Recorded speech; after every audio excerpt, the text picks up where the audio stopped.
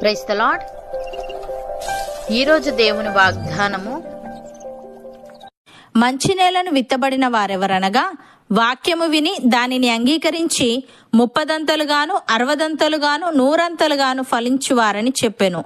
Mark సువార్త 4వ అధ్యాయము 20వ వచనము. సహోదరి సహోదరులారా, ఈ వాక్యం విత్తువాన్ని గూర్చిన ఉపమానంలోని ఒక భాగం. ఈ ఉపమానంలో యేసయ్య దేవుని వాక్యం వ్యాప్తి చెందడాన్ని వివిధ రకాల నేలల్లో విత్తనాల్ని చల్లే విత్తవానితో పోల్చాడు. విత్తనం సువార్త సందేశాన్ని, నేలలు ఆ సందేశాన్ని స్వీకరించే వివిధ రకాల హృదయాలను సూచిస్తుంది.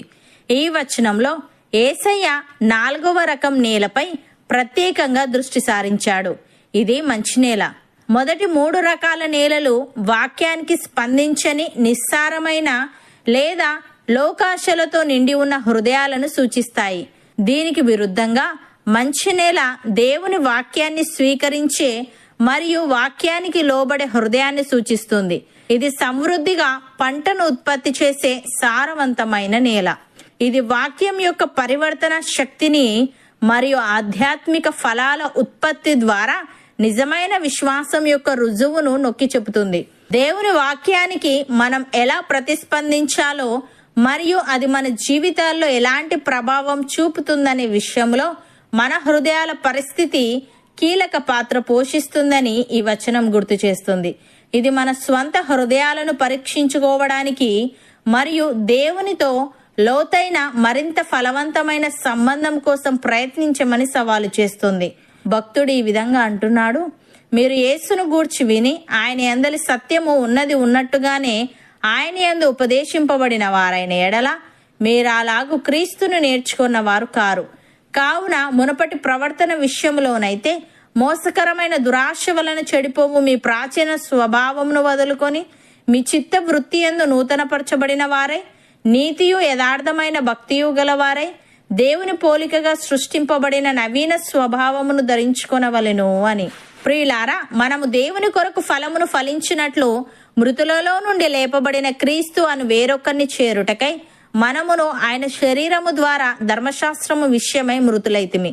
ఏలే మనము శరీర సంబంధులమై ఉండినప్పుడు మరణార్థమైన ఫలమును ఫలించుటకై ధర్మశాస్త్రము వలననైన పాపేచ్ఛలు మన అవయవములలో కార్యసాధకములై ఉండెను. ఎప్పుడైతే దేని చేత నిర్బంధింపబడితిమో దాని విషయమై చనిపోయిన వారమై ధర్మశాస్త్రము నుండి విడుదల పొందితిమి గనుక మనము అక్షరానుసారమైన ప్రాచీన స్థితి గల వారము కాక ఆత్మానుసారమైన నవీన స్థితి గల వారమై సేవ చేయుచున్నాము.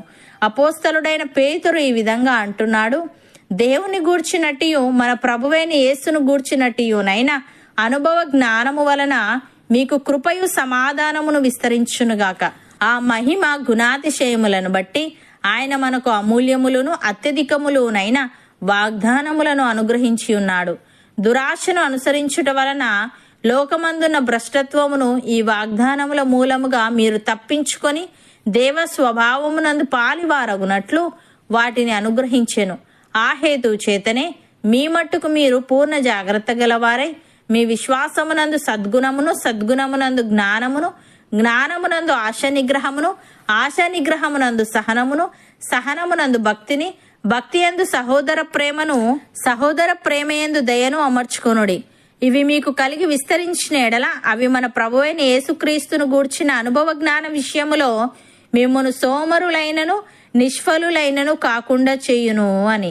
సహోదరి సహోదరులారా, మనము దేవుని చిత్తమును పూర్ణముగా గ్రహించిన వారమునై ప్రతి సత్కార్యములో సఫలులమగుచు దేవుని విషయమైన జ్ఞానమందు అభివృద్ధి పొందుచు అన్ని విషయములలో ప్రభువును సంతోషపెట్టునట్లు ఆయనకు తగినట్టుగా నడుచుకొనవలననియు ఆనందముతో కూడిన పూర్ణమైన ఓర్పును దీర్ఘశాంతమును కనపరుచున్నట్లు ఆయన మహిమా శక్తిని బట్టి సంపూర్ణ బలముతో బలపరచబడుతూ తేజవాసులైన పరిశుద్ధుల స్వాస్థ్యములో పాలివార మగుటకు మనలను పాత్రులనుగా చేసిన తండ్రికి మనము కృతజ్ఞతాస్తుతులు చెల్లింపవలసిన వారమై ఉన్నాము.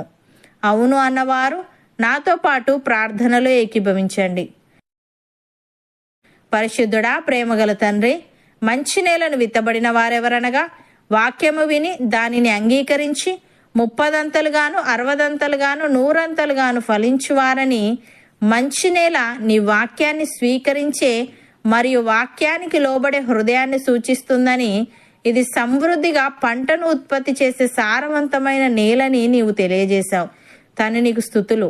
దేవా, మేము వాక్యాన్ని విని విడిచిపెట్టే వారముగా కాక దాని ప్రకారముగా జీవిస్తూ 30ంతలుగాను 60ంతలుగాను 100ంతలుగాను ఫలించే వారముగా ఉండుటకు సహాయము దయచేయమని, మునుపటి ప్రవర్తన విషయంలోనైతే మోసకరమైన దురాశ వలన చెడిపోవు మా ప్రాచీన స్వభావమును వదులుకొని మా చిత్త వృత్తి అందు నూతనపరచబడిన వారమై, నీతియు యథార్థమైన భక్తియు గల వారమై, నీ పోలికగా సృష్టింపబడిన నవీన స్వభావమును ధరించుకునే వారముగా ఉండుటకు కృపచూపమని, నీ చిత్తమును పూర్ణముగా గ్రహించిన వారమునై ప్రతి సత్కార్యములలో సఫలులమగుచు అన్ని విషయములలో నిన్ను సంతోషపెట్టే ఆత్మీయత మాలో ప్రతి ఒక్కరికి నీవే దయచేయమని యేసుక్రీస్తు నామమున ప్రార్థిస్తున్నాము తండ్రి. ఆమెన్.